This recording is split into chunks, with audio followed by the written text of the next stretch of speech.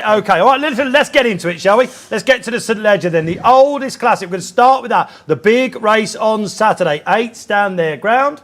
4 trained by Aidan O'Brien. I'll get some memories and we'll get some tips of the big race and what we think of it. Frankie, more importantly, how do we bet? I know, I think everybody, particularly people tuning in online, everybody tunes into these short hour shows for a price boost. So for the duration of the show, Betfred have gone 13-8 Scandinavia from 5-4. Everybody else, top price 11-8. For the duration of this hour, if you're back in the favour, we'll see what everyone else thinks. 13-8 for the show. So that's the Jolly. Lambourn dual derby winner, 5-2. Interesting topic, isn't it? Karmas, who's down both of them. We're looking at 4-1. Stay True, the other O'Brien runner, 7s. Further, I think quite a nice price at 10s. And then Rahib, 25-1. But as I said, 13-8 Scandinavia for the duration of the show. All right, fill your boots if you fancy it, because you probably won't be getting that on the day. In fact, another good thing, if you're punting this race, of course, out there, it's highly likely that it may cut up under the 8 runners. At the moment, you're getting 3 places in the anti-post book. So if you want an each-way player, I mean, Further is interesting, right? That's going to be Oisin Murphy, of course, for Andrew Balding. Andrew never won this race. I'm sensing you fancy him half. He's blown a bit hot and cold, hasn't he? But on his day, he's tough. And I suppose his second at the Royal meeting was a big performance. Is he the tip? No, it's not the tip. All right, I'll come to you, Frankie. All right, no worries. Let's start with you, Sebastian Sanders. How close did you finish in this race? I think 5th. I think I've finished in it. Should have been closer, obviously. Obviously, yeah. Yeah, and that was on the O'Brien horse, was it? No, that was on Ray Guess horse. Oh, right, okay. No, So from a Philly. tactical point of view, this is, of course, the race where they stretch out over the longest ground. Over the years, this has been won by some very, very good horses, of course. Yeah. You've got some bold theories on this year's crop, haven't you? With another big race. We were looking at, the trials for the Arc and everything else. I tend to think whatever wins on Saturday, whether it's Scandinavia, whether it's Lambourn or even Karmas, in the back of their heads they might be thinking, that there's an opportunity to run in the Arc, because the lack of horses that really stay are thin on the ground. And you're suggesting whatever wins on Saturday will be nearly favourite for the Arc. That's the first of the bold shouts this evening. I tend to think so. Silence in the room, probably confounded, I imagine. No, I'm not. I'm not. I mean, when you look at the likes of Conduit that went on and won the Breeders' Cup over 1.5 miles, that's a tougher task than going to the Arc. No horse as a 3-year-old has ever done it. Has ever gone from the St Leger to do it. I think there's one horse that's done it as a 4-year-old. Was that Ballymoss? Going back to whenever you probably remember that, Seb. But that was a long, long time ago. So, Did Rheingold ever go at it? I think Nijinsky went very close, didn't he? Ultra user-friendly was very close. Like all these great horses, they haven't done it. Yeah. So, is it going to be Scandinavia winning the Arc then? No. I tend to think Lambourn is set up for this. This is the dual derby winner, of course, at Epsom, the Betfred giving Classic. everything £5 at York. They went pretty steady. They set it up not to get to the guts of him at York, and I tend to think they left him a little bit short.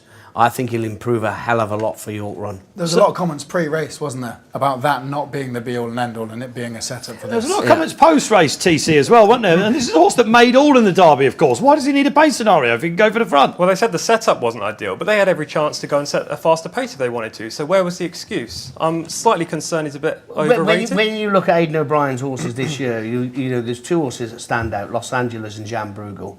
Both of those had exceptionally hard races first time out, and they've been stung after that.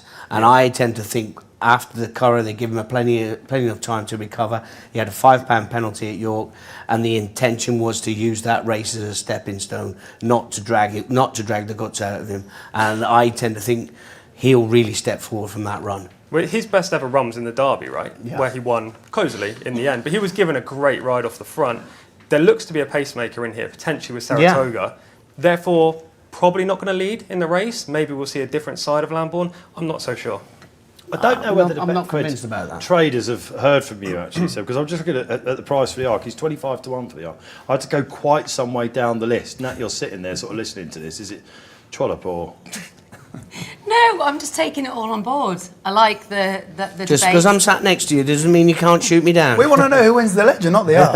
Yeah, But yeah, well, you exactly. think so? You think this is going to win the Ledger, Yeah. and be nearly favourite for the Arc? So 25s at the moment. There's going to be a crash there. He just wins, right?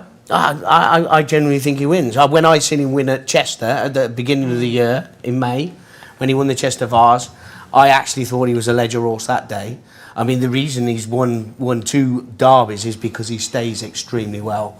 I'm slightly worried the ground might go a bit too soft for him. I know he's ran with cut in the ground, but he's a big unit. And big horses, people get into their heads they need soft ground. Big horses, they waste a lot of energy on soft ground. All right, okay. Frankie, you're nodding away. What price is he again for the Ledger Lambo? He's not the favourite, obviously. 5 to 2. That's a set. We're not even sure who's going to ride him actually at this stage. There's a market out there in some places of who the jockey might be. Tom, come on, give us your case then, TC. You obviously didn't like what Seb said. No, look, I think he's a player, but I think Scandinavia is definitely the number 1 string at this stage. We'll get more information when we get the jockey bookings, but he's 3 from 4 so far this season. Should be 4 from 4, maybe. Sat Yeah. a wide trip in the Queen's Vase, was under the pump a long way from home. What price do you think he's going to be on Saturday? Depends who rides. But I think we're bordering even money. I think, and the current price, 5 to 4, is about right. Obviously, the 13 to 8 bet boost is fantastic. He's never been on the ground that David might have been describing. Yeah, that could be. No, but he has beaten his elders. Yeah, I mean, he's won at Goodwood. That was some strange ground there. Nat, what wins the Ledger?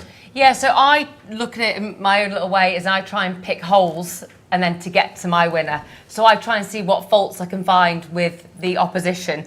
So for me, Lambourne, yeah, all the ability, absolutely agree with that, but can just be a bit lazy sometimes. So I can just make a little note mentally with that horse, can be lazy, I don't love that. Then I looked at Scandinavia and can't really, just find it so hard to go against him, to be honest. What I like to do, Dave, is just always watch the replays, watch. And Rather the way, than listen to these guys. No, they are very, very knowledgeable, but the way Scandinavia eyeballed further when passing further, had those cheap pieces on and then just pushed on forwards. Those sort of last closing stages for me was good enough for me. But So, when I worked with you, the Racing Post, you always called me Natalie Green, trifecta queen. Oh, no. So I'm going to do a tri-cast. Yes, here she Oh, is. no. All Coming right. in hot. Just to coming keep in it hot, simple because for it's everyone not- out yeah. there. It'll be. What, you're going to give us the 1, 2, 3? Well, it's Why going to not? be because it'll be a massive price. So why wouldn't we? So I'm going to Natalie go Green, the trifecta Scandinavia, queen, of course. followed by Lambourne. I'm going to throw further in there. There you go. That's the each-way horse, right? It is each way horse. Does Aidan O'Brien win the Ledger? That might be a bit easier. Yes. Yes. Yes, all right. A show of hands out there. Does Aidan O'Brien win this year's Ledger? I'm going up. It I'm will be. going up. It will be his ninth. Yeah, I mean, he's got half the field, guys. It would this be is his interesting. ninth. I don't sense anyone in the audience is massively keen on the price. They must like boost, of Karmas. course. Karmas, of course. They Yeah, must a word. Yeah, There's a shout. Frankie, happy days. Keep it Queen's simple. Vase winner. Beaten half the field already. Nice. Keep it Yeah. simple. Paddy Toomey. He's a little bit one pace for me, Karmas. I think he's got the ability, but he's a little bit too slow. Scandinavia, Lambourne, they're a bit quicker when they're asked for extra effort. Yes, okay. What do you like online as well? Let us know out there. Great to have you watching. All right, that's the St Ledger pretty much done.